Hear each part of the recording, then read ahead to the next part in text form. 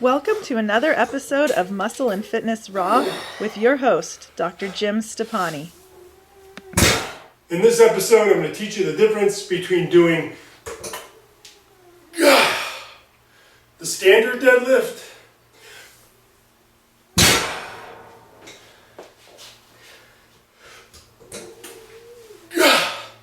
and the sumo-style deadlift.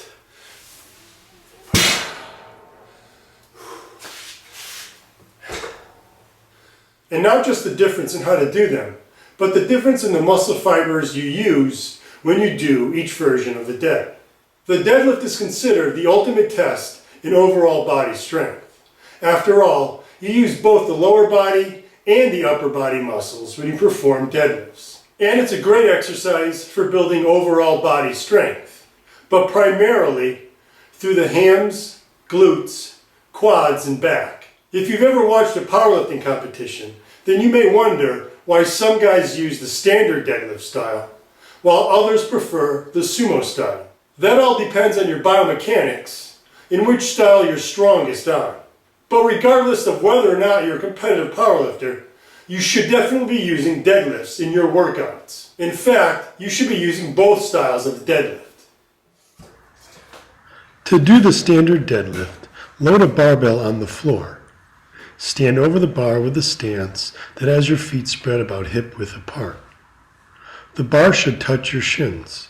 Grab the bar with a shoulder width grip, then squat down so that your legs are just above parallel with the floor and your torso is bent forward at about a 45-degree angle with the floor. Start the dead by pushing through your heels to lift the bar by first extending at the knees. As the bar rises, you'll immediately start to extend at the hips, driving your hips forward until you are standing in a fully upright position. Pull your shoulders back and lift your chest as you lean back in the top position. Hold this position for a second and then reverse the order of the moves to lower the bar back to the floor. Then repeat for reps. Be sure that while you are lifting and lowering the barbell that you keep the bar in constant contact with your legs. To do the sumo-style deadlift, stand over a loaded barbell on the floor with your feet spread about twice as far as a conventional deadlift. Your feet should be turned out slightly. How far you spread your feet depends on leg length and comfort, so try a few different positions until you find the most comfortable one. Grab the bar with a shoulder width grip and squat down so that your thighs are just above parallel with the floor. Bend forward from the hips so that your torso is bent forward. The sumo-style dead allows you to keep your back a bit more upright than the standard dead. Start pulling the weight by pushing through your heels to extend your knees, and then immediately extend at the hips until you are completely upright with your shoulders pulled back and your chest up. Hold this position for a second and then lower the bar back to the floor and repeat for reps. As with the conventional dead, be sure to keep the bar in constant contact with your legs when lifting and lowering it. The obvious difference between the standard deadlift and the sumo-style deadlift is that the feet are much wider apart in the sumo-style dead. This provides a bit of a biomechanical advantage because with the wider stance, you do not have to pull the bar up as high as you do with the standard dead. That's one reason why many guys opt for the sumo-style deadlift for competition. But the sumo deadlift also differs in the muscle fibers that are used. Research from Duke University Medical Center found that when collegiate football players, who were trained in both lifts, did the sumo-style deadlift, they used more quadriceps, inner hamstrings, or what are known as a semimembranosus and semitendinosus, and traps as compared to the conventional dead. And when they did the conventional deadlift, they used more glutes and outer hamstrings, or what's known as the biceps femoris. So be sure to use both forms of the deadlift to hit the glutes and hams as well as the quads. One note on your grip: regardless of what style of deadlift you're using, you want to use what's called a staggered or alternate grip.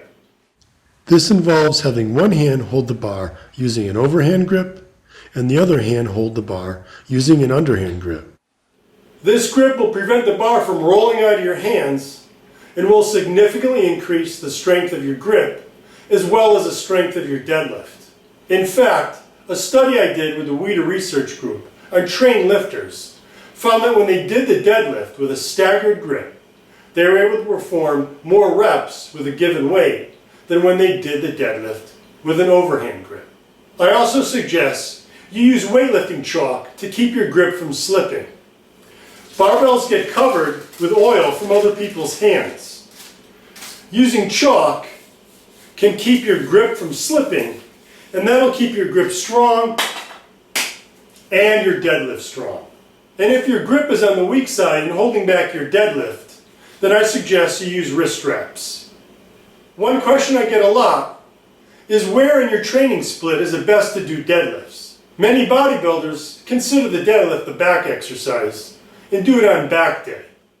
But the deadlift is primarily a leg exercise with some assistance from the upper body. Since the arms remain straight throughout the exercise, there's not much lat involvement. As you can see, the legs are the primary movers in this exercise.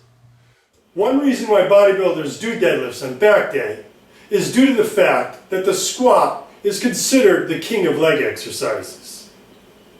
If you do both squats and deadlifts in the same workout, then one of them is going to suffer as far as strength goes.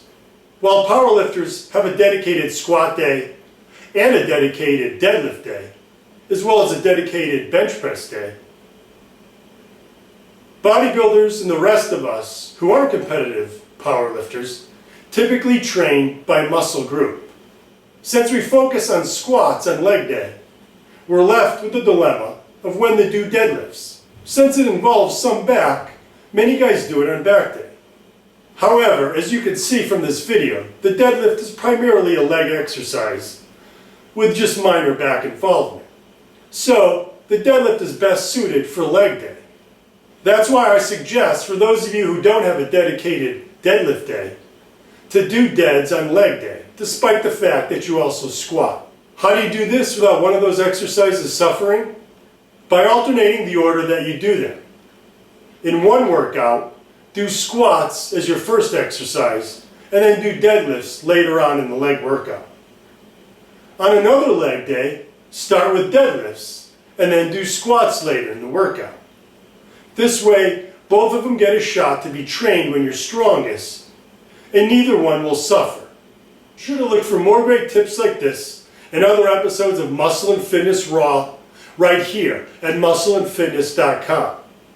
Also be sure to check out my personal website, jimstoppani.com, for all my exclusive videos, articles, workouts, diets, and supplement tips.